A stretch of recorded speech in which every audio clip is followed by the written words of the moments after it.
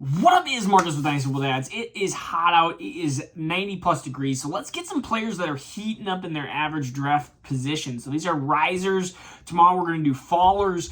So we're going to go through quarterbacks, running backs, wide receivers, tight ends, a couple players that have been rising up in ADP. Do we buy this rise in ADP, or do we just believe it's a false thing and we should actually maybe sell some of these players? The first one, Brock Purdy has been the biggest riser, 10.8 spots, so almost a round up. And so the biggest thing with Brock Purdy is he healthy? He has that UCL ligament, that Tommy John type of injury. And there's been bad news about Trey Lance. I mean, basically the 49ers have said if Purdy is healthy, he's going to be starting. And so I could see Purdy actually moving up even more, because I think even when you get closer to the season starting, I think that Brock Purdy will be the starting quarterback for the 49ers. So I'm buying this hype. In fact, I think he's going to go even higher. If you told me at the end of August, what is one of the biggest risers, I believe it's going to be Brock Purdy. I definitely think that he's going to be one of the biggest people that rises just because of health. And if he's not healthy, then he could be actually one of the biggest fallers. It's a very big risk, but I believe it's a risk that you should buy. Mac Jones plus 4.6 in draft position. I just don't get this. I don't understand it. It's not like they did anything crazy. Mac Jones he's been a disappointment so far in his career, honestly. There's a lot of people that compared him to Joe Burrow without the mobility, just more of a like Kirk Cousins and more of a Derek Carr. So Joe Burrow is maybe not the greatest example, but like a Joe Burrow light. Somebody that was going to be that QB 10, QB 11, QB 12, and Mac Jones has been nothing like that. He has been pretty bad. Is it the talent that he had at Alabama, the Devonta Smith, the Jalen Watt, like all the different, the Jameson Williams, like is that the reason why he succeeded, or what is the reason? I mean, so did he have Jameson Williams? I don't know. They had everybody in Alabama. They had Jalen Waddle. They had physically literally every wide receiver that you could want. Between Alabama and LSU and Ohio State, just get your wide receiver from one of those three schools. And of course, now coming up, you have LSU and Ohio State having great wide receivers. Surprise, surprise. Anyways, running backs. We have one more. Skip myself. Tua plus 5.6. Again, Tua I think has been way undervalued. I just believe that you have to just kind of go with that. He's healthy right now, and if he's healthy, he's got every single person that you would want on the roster. He's got Tyreek Hill, Jalen Waddle, Devin A-Chain, like he just is missing a tight end. They gave away Gesicki, but again, they have such a great roster around him. I love it. So I think that Tua definitely deserves a couple more bumps up. Running backs, Kenneth Gainwell plus 11.4. Am I getting this? Maybe they just, you got Penny, you got Swift, you have Kenneth Gainwell. I've been one of the biggest Kenneth Gainwell fans. But at this point, the Eagles immediately go out and get Swift once Detroit drafts Jahmyr Gibbs. That has to tell me that Kenneth Gainwell is basically this third guy. Yes, Penny and Swift have both been extremely injury prone, so you're banking on a good injury to happen and Kenneth Gainwell to fill into a B spot there. But again, 11.4, I think it's a little rich for my blood. Alexander Madison plus 6.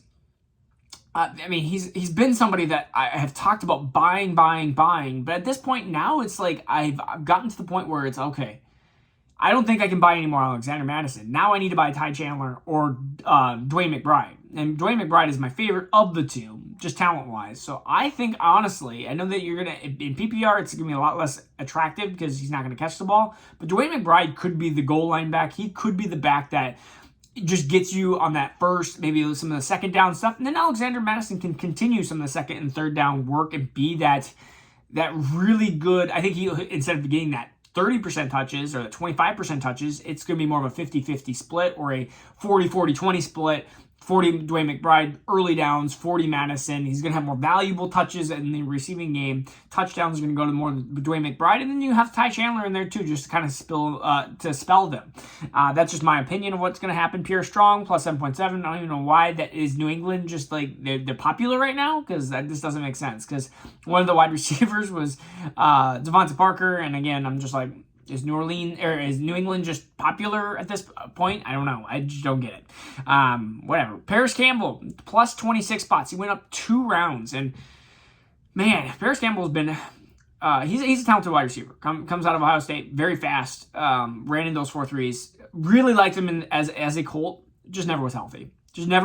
And really has an opportunity to be a giant. It could be that they're alpha there, but again, he can't hold up, and he's a smaller frame body. And So Paris Campbell could be a flash in the pan, and that flash could happen very quickly and then gone. And so if you want to bank on Paris Campbell, go ahead. But I think this is going to be a lot of passing through Saquon Barkley. I think a lot of passing through Darren Waller.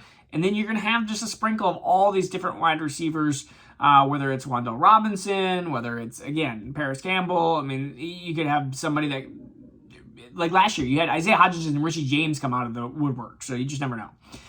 Tim Patrick, plus 17.5. I love Tim Patrick. I think this is actually a potential good buy here because Courtland Sutton is somebody that I haven't believed in. I've been a Jerry Jeudy fan. But, again, Jerry Jeudy has not been a successful alpha. I don't know if I can see Jerry Jeudy being that top 10 wide receiver, that top 12 wide receiver. I just feel like Jerry Jeudy's going to be a really good DJ Moore type of wide receiver. You're going to get the 1,006, 1,100 yards and 6-7 touchdowns. And that's awesome and all, and that's if Russell Wilson succeeds. But Tim Patrick, they always seem to like him, and they really do. He tore his ACL early last year, and so I think that Tim Patrick is actually a potential good buy here, just for the value that you're getting. I mean, he's going extremely late, so I think that Tim Patrick is a boring name that you can look up and go, man, he's producing Tyler Boyd type numbers. You just got to believe in Russell Wilson, which I hate Russell Wilson, but you got to believe in him, I guess. The last one is Romeo Doubs, plus 8.2. Christian Watson, again, that big, deep throw type of guy, but who's going to be the underneath? Is it going to be Jordan Reed? Is it going to be Romeo Doubs? Is it going to be a tight end? Is it going to be Aaron Jones out of the backfield? What's exactly going to happen there? I think Romeo Doubs actually has probably more consistency.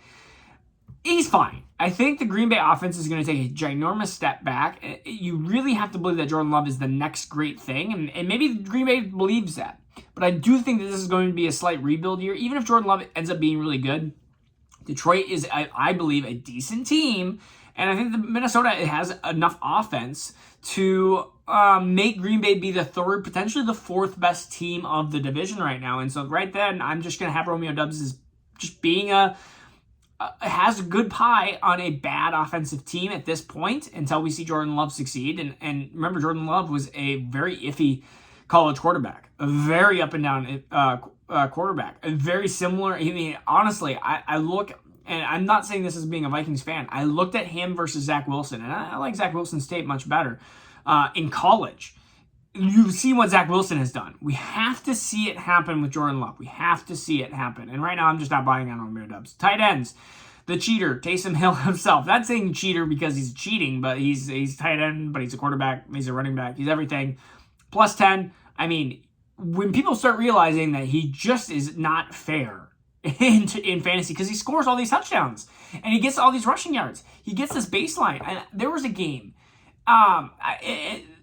Don't necessarily fully quote me on this. I felt like he had like one catch for 12 yards. And I look and he has like 18 fantasy points. And I'm like, what the heck happened? He had like 2 rushing touchdowns and maybe even a throwing touchdown. And I was just like, he threw for like a 40-yard touchdown, and I think he had like a rushing touchdown or 2, and I look back, and I was like, maybe it was even more than 18 points. I was like, he had like 1 catch or no catches or something. It was under 2 catches, and I was like, this is the frustrating part of Taysom Hill, and you got to have him on your team because it's fun. It's fun to have him as tight end because he does just things that a tight end doesn't do. He throws the ball, he rushes the ball, and what's going to change? Derek Carr is there. He's not significantly better than Jameson Williams passing-wise. I mean, he just isn't. Look at Jameson Williams. He threw for a crap ton of yards when he was healthy. So the next one is Gesicki. New England love, apparently. I don't know. I don't believe in Gesicki one bit. So I've been off that bandwagon. When you're an athletic, very, very athletically gifted tight end, and that hasn't translated to NFL level, you just got to start selling. And so him and O.J. Howard and Njoku, like those are people I'm just selling at this point. Or have already sold. Greg Dulcich is the last one, plus 5.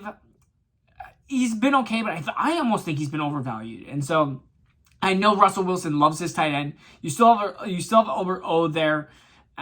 Again, Greg Dulcich he's okay. I think this puts him kind of into the realm that he might be a tiny bit overvalued. But again, these are the risers. He may fall down a couple spots and kind of settle into that spot. And so plus 5 here, nothing crazy rising. All right, we're going to go do fallers here next. So peace out, take care, and hopefully everyone is staying in the AC.